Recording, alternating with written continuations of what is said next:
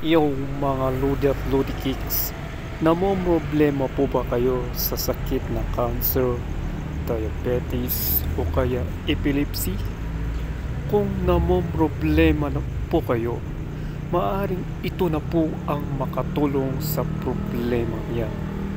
So bago po ang lahat, subscribe, comment, like, and share po para updated po kayo sa ating mga videos. Salamat po. Okay mga Lodi at Lodi Kicks, wala kayong gawin kundi makinig, pakinggan at aralin nyo po ang video na to hanggang sa huli para maintindihan po nyo kung paano gumaling sa cancer, diabetes at epilepsy po. Meron yung tawag dito, basta, pero yung 14 na klase ng vitamins andito na sa juice. Yung 15 na klase ng minerals andito na rin sa juice natin. Kasi minsan pag bibili ka ng vitamins, meron din siyang minerals na kasama. Hindi pwedeng wala din yung binibita ngayon. Kasi noon talagang solo lang yung isang vitamins. Pero ngayon may kasama na rin minerals yung binibili natin gamot. Pero saan ka pa? Ito na lang ang bilhin mo kaysa bumili ka ng synthetic. Yan. And then meron, yan na yung 12 fruits juice blend, vegetables, and then kailangan din natin ng 18 amino acid. Pero, ang kailangan lang na sana natin sa isang araw sa amino acid is 9 lang. Pero, pag uminom tayo ng Diyos, nako, magdodobli yung 9 na kailangan natin. Magiging 18 amino acid. Yan. Kasi kailangan ng ating, para ma-booster yung ating mga tawag dito, basta yung stomach natin. And then, hindi na natin kailangan maghulam ng fish kasi meron din itong nandito na rin yung vegetables and fruits, meron na din siya omega oil. Ang alam natin, galing lang yan sa fish. And then, 12 digestive enzymes. Kailangan natin yung digestive enzymes kasi pag kumakain tayo, minsan buo yung kinakain natin, imbis na maganda pala yung nguyain natin ng matagalan yung foods bago natin lulukin. Kaso tayong mga taga rito, lalo na yung mga taga dito sa atin sa Benguet, pag nagmamadali kayong trabaho, ang iniisip mo, kaya sige, kain na kain, lunok ng lunok, hindi natin inuwi. Kaya pala yung mga other countries, pag nakikita mo silang kumakain, ang tagal nila sa misa, yun pala ninunguya nila ng ilang beses yung foods bago nila lulukin para ma-digest agad sa loob. Pero tayo hindi. Pero hindi na kailangan. Inulang tayo ng juice. Okay na yan. Yes. Yes. And then, meron din tayo 46 types of anti-aging and antioxidant. Oh. Kaya, kitang-kita yung mga umiinom ng kape at umiinom ng Diyos. Yes. Maganda yung kanilang mga skin. Yan. Wow. And then, 36 anti-inflammatory properties. Pag may mga sugat tayo, may mga problema tayo sa inside natin is, ito ang nakakahil. Maganda siya kasi nahil agad niya yung, pag may sugat tayo, kaya bago tayo opera, maghihil agad yan. And then, alkaline. Hindi na kailangan bumili tayo ng alkaline. Andito na rin sa juice na yan. Nasa isang juice. Ito lang ang inumin natin. Yes. Okay. And then, ito yung kasunod is, meron din tayong coffee. Itong coffee na to is, meron siyang 7 na ingredients.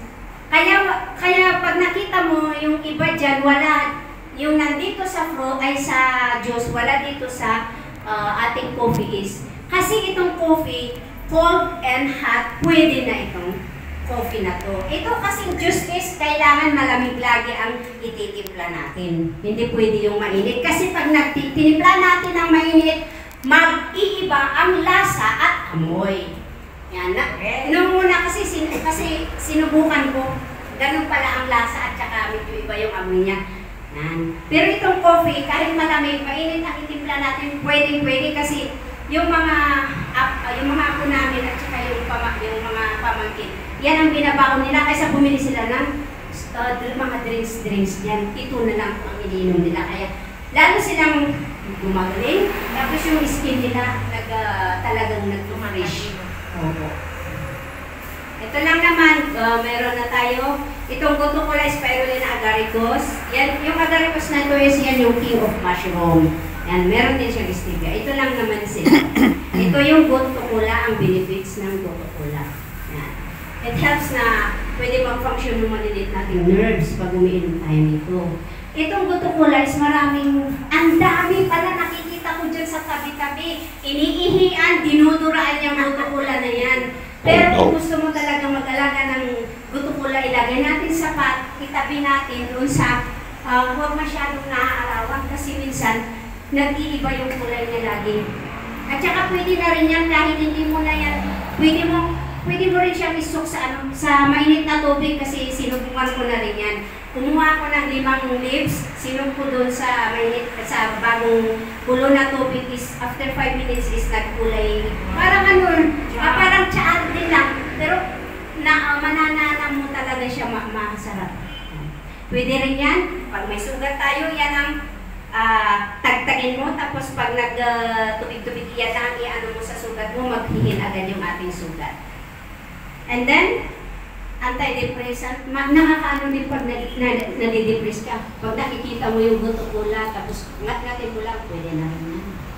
And then ito pa, talagang yung, kaya nga proven sa sugat, kasi pag yung iba sa sugat mo, kasi nakita ko na nasubukan ko na, nagawa namin sa family namin.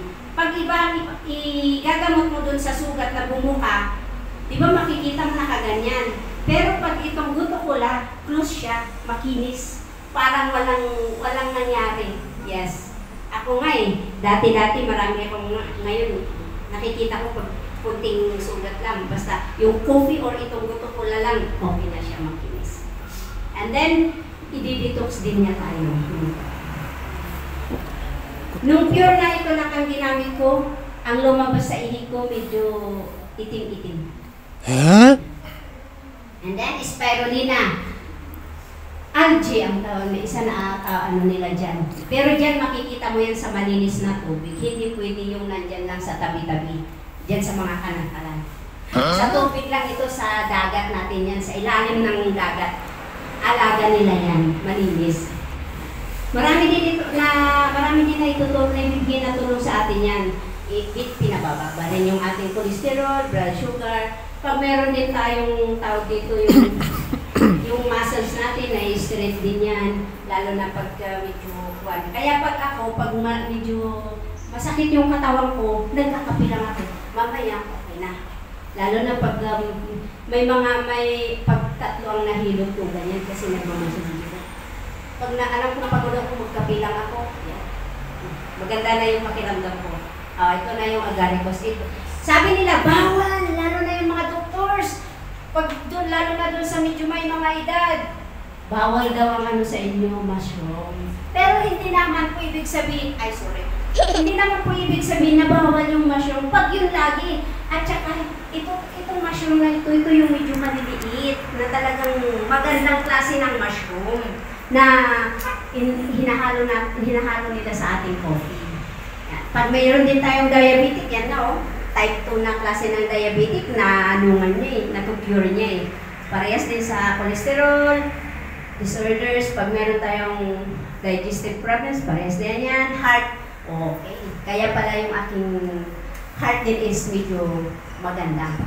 Oh yeah! Yung sabi nila is osteoporosis, yung lalo na sa mga may edad, o kaya yung mga iba, yung mga bata ngayon, pag nakikita mo, nakaganyan sila, naglalakad o ganyan. Diba ang pangil ko? Lalo na pag matangkad yung bata.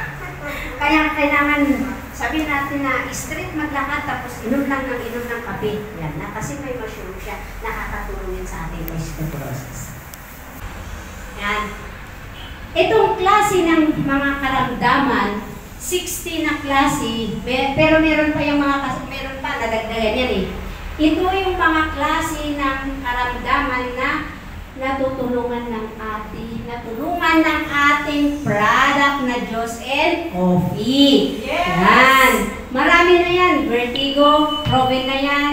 Lalo na yung mga cancers, yan, diabetic.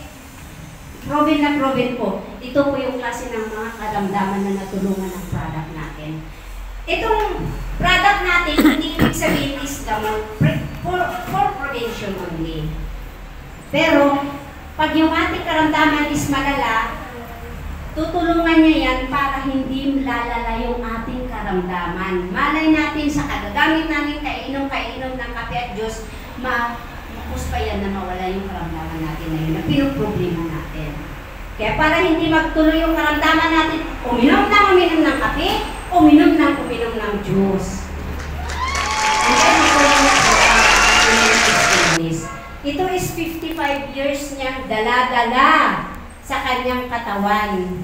Ngunit dahil sa product na ito na AdLife Juice and Coffee, nawala yung mga yan. Pag makita ninyo sana siya, sayang, hindi siya nakapasyal pa kasi dito na pero pag makita ninyo ngayon, makinis yung katawan, pumuputi pa siya. Pero may kakambal siya. Yung kakambal niya is normal, walang ganito, siya lang. Kaya ngayon, makinis na makinis yung balat niya. Yan. Ito naman si Ma'am Lisa is from Pangasinan. Meron din siyang cancer, pero dahil sa kainom din niya ng AdLife Juice and Coffee is nawala yung kanyang karamdaman. Ano pa sila? Active at energizer na energetic na mga speakers. Lalo na ito si Ma'am Pandurado na doon. Ay, Ma'am Rizal, nag-ano sa Maynila lagi siya sa head office. Sa head office lagi siya nag-speak. Si Ma'am naman is sa Batangas. Sambales. Tapos ito yung may diabetic, may problema. Na-cure din yung kanyang karamdaman. And then epilepsy. Ito si Ma'am, pag makita mo ngayon, maputi siya at medyo payat. Ano pa siya, gumanda. Pero dito sa itsura niya, hindi ganyan. Pati ito, si Ma'am. Yan. Pag makita ninyo sa personal na ko, hello po, good morning mga sir. Pasok lang po. Yan. Okay, mga Lodi at Lodi Kicks.